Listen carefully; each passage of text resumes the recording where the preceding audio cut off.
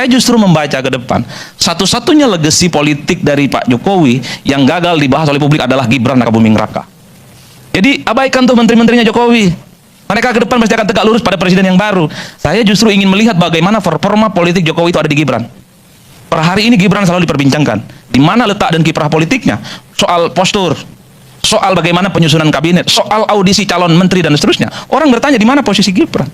Tentu kita tidak mau punya wakil presiden terpilih hanya sebatas ban serep, hanya sebatas vote getter untuk memenangkan pertarungan. Setelah pelantikan, posisinya dinilai tidak signifikan. Posisi ini tentu tidak bagus. Oleh karena itu, bagaimana kita ingin melihat ke depan, posisi Wapres secara definitif per tanggal 20, Gibran Rakabuming Raka juga mampu memainkan peran-peran politik strategis, Pak. Bagi saya sudah tidak relevan melihat Jokowi di wajahnya Pak Pratik. Enggak relevan, Pak. Melihat Jokowi di wajahnya Pak Bahlil enggak relevan. Melihat Pak Jokowi di wajahnya Budi Ari enggak relevan. Satu-satunya wajah Pak Jokowi di 5 tahun yang akan datang adalah Gibran Rakabuming Raka. Ini terah politik Pak Jokowi, posisinya strategis, orang penting di negara ini. Oleh karena itu, kiprah politik Gibran sebagai wakil presiden itu paling banyak ditunggu. Bagaimana hubungan politiknya dengan ketua umum partai yang secara senior, secara politik jauh lebih berpengalaman. Ini tentu tidak gampang dalam konteks mengorkestrasi pemerintahan yang akan datang. Saya selalu mengatakan pemerintah 5 tahun ini kan agak jomplang dari segi umur dan segi pengalaman, Bang. Ada yang cukup senior, ada yang bintang 4. Tapi pengalaman politiknya luar biasa. Tapi kita punya wakil presiden, Tori Susai. Dari wali kota Solo nanti wakil presiden, Pak. Ini kan diuji secara karakter kepemimpinan. Ini diuji dalam konteks batas-batas. Bagaimana psikologi politik itu bisa dimainkan di masa yang akan datang. Oleh karena itu, ketimbang kita selalu bicara tentang, wah ini adalah kabinet rasa Jokowi, yang ini sebagai penegas bahwa proyek-proyek mercusuar, legacy, dan treatment Jokowi kepada Prabowo itu akan oke. Saya justru lebih tertarik bagaimana memperbincangkan posisi dan peran-peran Mas Gibran Rakabuming Raka sebagai wakil presiden definitif di masa yang akan datang. Syukur kalau Mas Gibran ini seperti Pak JK. Saat itu waktu 2004 dianggap sebagai presiden definitif dengan slogan lebih cepat lebih baik ketimbang SBY yang lebih akomodatif, lebih mempertimbangkan kepentingan koalisi sehingga keputusan-keputusannya tidak cepat. Maka Pak JK saat itu muncul sebagai matahari kembar dengan posisinya yang cukup sentral. Nah, ini yang saya kira menjadi penting bagaimana membicarakan Mas Gibran sebagai anaknya Pak Jokowi juga memiliki andil besar, bukan hanya sebatas vote getter, peran-perannya di masa yang akan datang, mengawal IKN misalnya, mengawal program gizi gratis misalnya. Itu kan secara signifikan yang tentu akan kita lihat bagaimana posisi wakil presiden yang saya sebut sebagai warisan politik Jokowi itu untuk disampaikan secara terbuka. Nah, oleh karena itu ini sebagai closing statement Bang Karni Ilyas.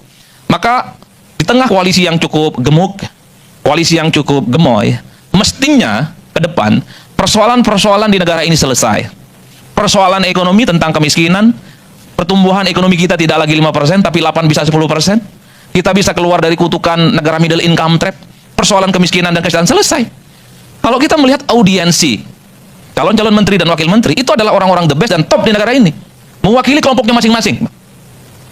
Dari unsur partai politik, rata-rata ketua umum, wakil ketua umum, dan sekjen partai, mereka the best di partainya. Orang top yang dan jempolan mewakili ormas. Coba kita lihat ada 2 ormas besar, sekjennya jadi calon menteri, Bang. Saifullah Yusuf, ada Prof Abdul Mukti, terbaik. Kalangan-kalangan profesional sudah kita bisa cek.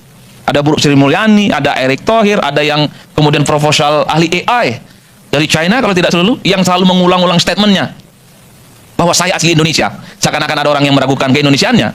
Atau ada kawan-kawan kita yang alumni Karni Iniskap atau University of Karni Ilyas, mulai dari Babe Haikal.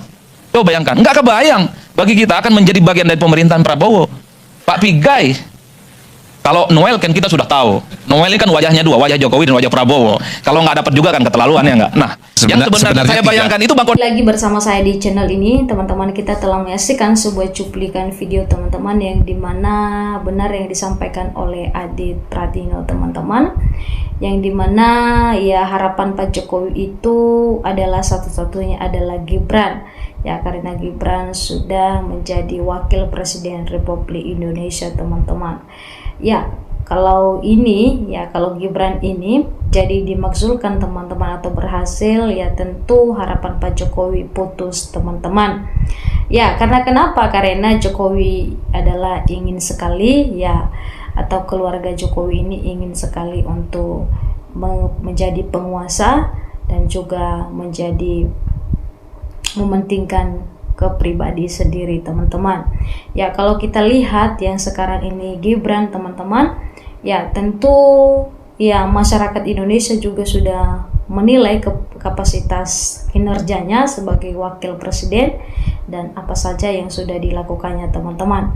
Ya, dalam hal ini teman-teman, mari kita membacakan komentar masyarakat Indonesia setelah kita melihat cuplikan video yang barusan kita tonton teman-teman. Ya, di sini ada disampaikan ya Ibu Cilegon, ya dikatakan di sini lengserkan Gibran wapres ganti yang baik, ya dikatakan begitu. Berarti kalau kita melihat Gibran selama ini ya kapasitas untuk menjadi pemimpin atau menjadi wakil presiden masih minim teman-teman pengalamannya ya dalam hal ini.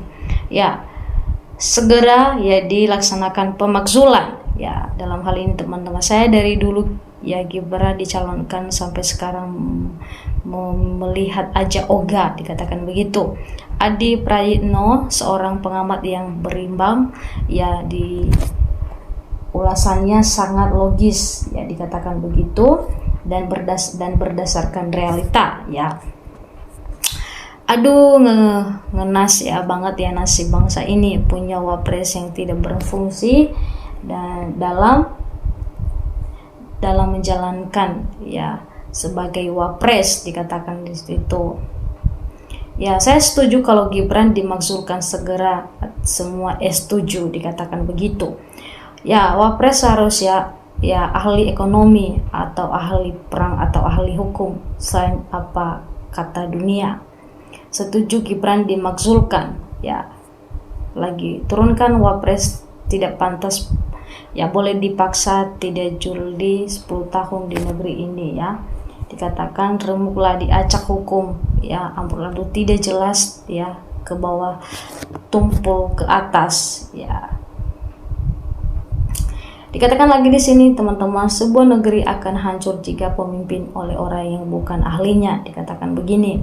Ya, dipaksa nggak sesuai mutu jadi kacau, dikatakan begitu. Jadi selama ini ya masyarakat Indonesia menilai bagaimana kualitas atau kapasitas yang sudah dilakukan sejauh ini oleh Gibran, dan kalau kita melihat masih di bawah rata-rata teman-teman. Karena kenapa? Kalau kita lihat ya masih minim apa yang telah dia lakukan teman-teman di negeri ini.